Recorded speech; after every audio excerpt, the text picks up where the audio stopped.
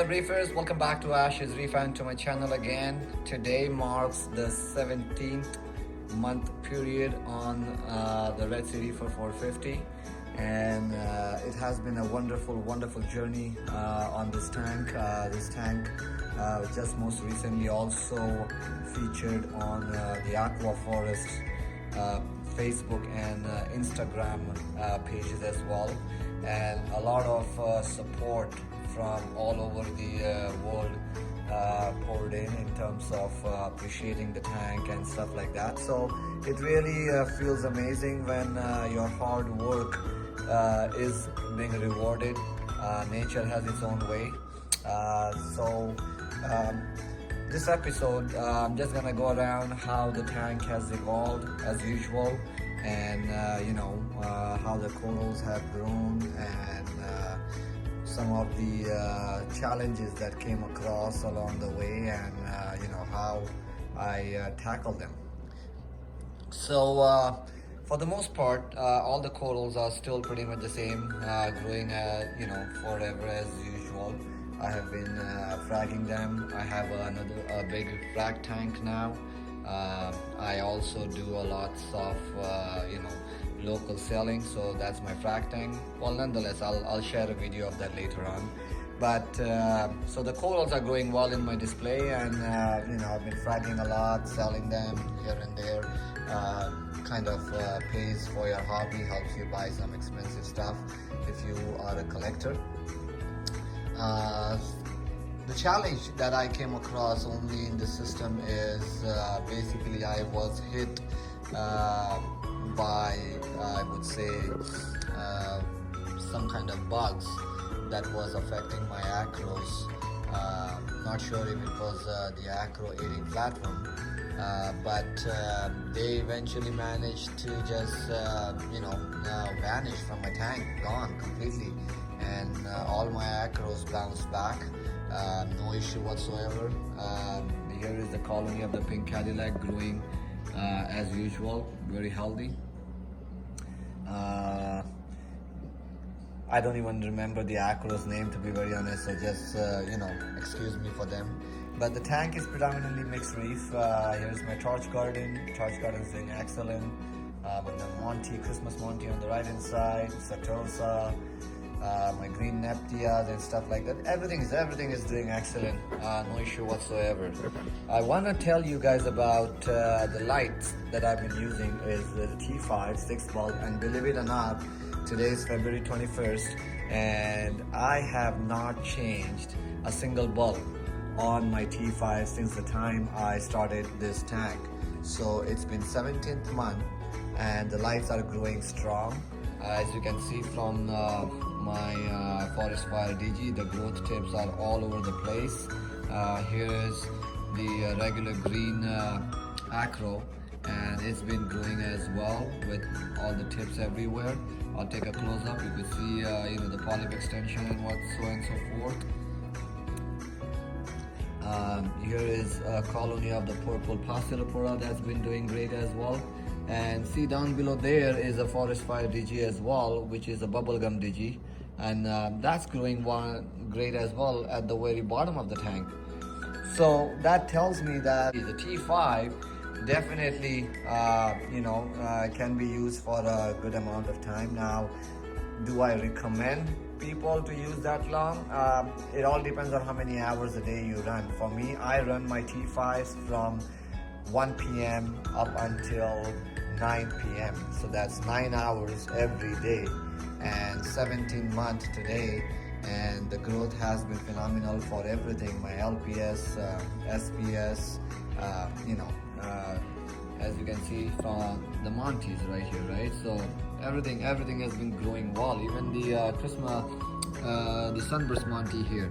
So you could see the rings being formed and everything is growing. So definitely, I do appreciate the Ryan and his team up in BRS, where they came up with the recent episode on the lights of T5, on how often to change and whatnot. And I did give it a try, and here is the result of T5 being run for 17 months straight on the 9-hour schedule. I will be now changing these from tomorrow onwards, one bulb at a time. I got 6 bulb fixtures, so it will take me 6 bulbs to, or 6 weeks to change all the bulbs, because I will be doing one bulb at a time, try and not to shock the corals. But definitely the T5s have done the job for me, along with the supplementation of reef brights, and I cannot be more happier that it did pull a stretch of 17 months. So I definitely have a baseline, at least for myself, and if you want to use it for yourself, you could as well. The corals, as usual, the hammer garden has been flourishing well. I have been fragging and making room so that they keep growing. They've been shading each other, so definitely I have to do some pruning at times and keep growing. Here's a little bit acro colony growing out as well.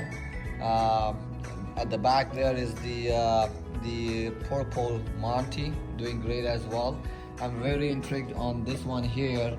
It's the rainbow pastelopora. I do not there is a particular name. It's a Jason Fox rainbow pastelopora.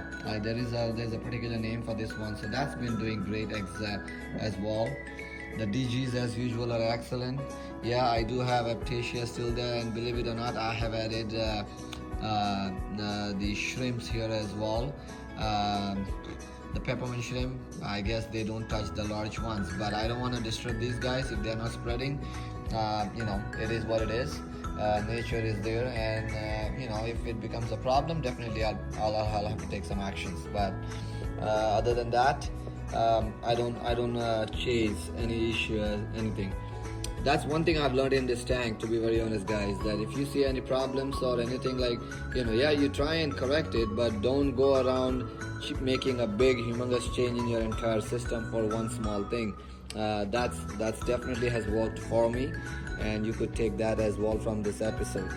In terms of corals, everything has been doing great. All my livestock has been doing great. My school of Anthias as usual, my tanks as usual. I recently added my Mandarin goby, so pretty much at the 17-month period, when I think the tank has been enough matured for it to have enough pods.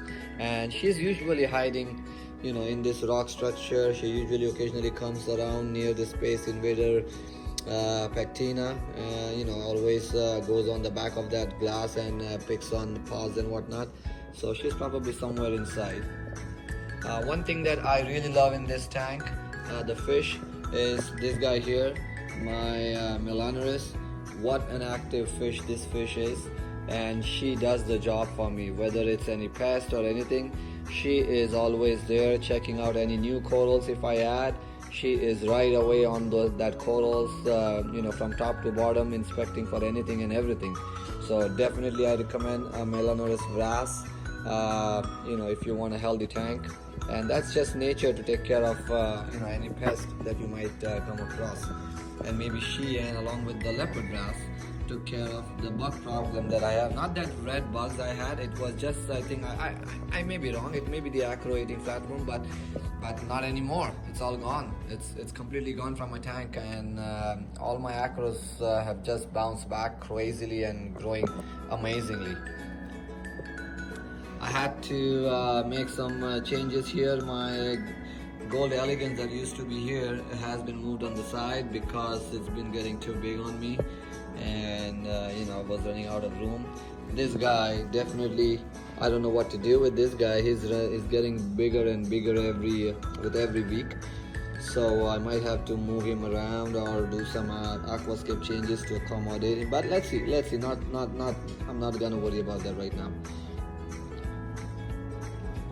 And what else? Today is a very big day, guys. Today I was very nervous. Apparently I was just notified 24 hours before, so I would say on Wednesday, that the electrical company in my neighborhood is going to be shutting down hydro for 7 to 8 hours. And that just got me stressed. I'm like, I don't know what am I gonna do. 7 to 8 hours without power, the tank's not gonna do well, and what can be done. So in the panic, I did go ahead and bought myself a Foreman generator, 3550, 4450, and but I didn't have to use it because I spoke to the utility company and explained them about my situation, and they were very kind enough to actually bring in a whole truck with their own generator and connected my tank entire system to their wire. So there you go. That red wire actually runs all the way up and out of my door to the truck that brings power, and it's actually providing power to my entire system, believe it or not, including my Apex and everything. Everything is running. Nothing has been turned off. I've been watching on my Fusion as well, and no issue whatsoever. It's just a regular day. So that's a great thing. They really took care of me, and I'm very happy, and I definitely want to give them a kudos as well for coming along. That's Electra, a care of Inner Source. And in terms of frac tank, this is a Zoomed 50-gallon low boy frac tank that I use to grow frags and do my cuttings and stuff like that, and it has worked well for me. I still have to do a lot of frags. There's a show coming up in March. At the end of the March, it's called Niagara Coral Show, and I will be there as a vendor, booth number 408, as the Passion Reef, the name of the company.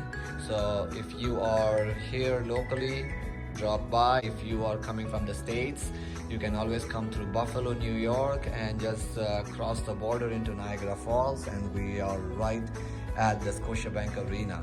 So do drop by at booth number 8. There will be lots of high-end stuff that I am planning to bring in. So do check out if you are looking for some nice stuff to add to your system. Anyway, so I do not want to bore you guys too much. It's been 12 minutes plus 30 something already on this episode, so I'll check out from here. And until my next episode and update, happy reefing, peace, stay warm, and enjoy your tank. Peace.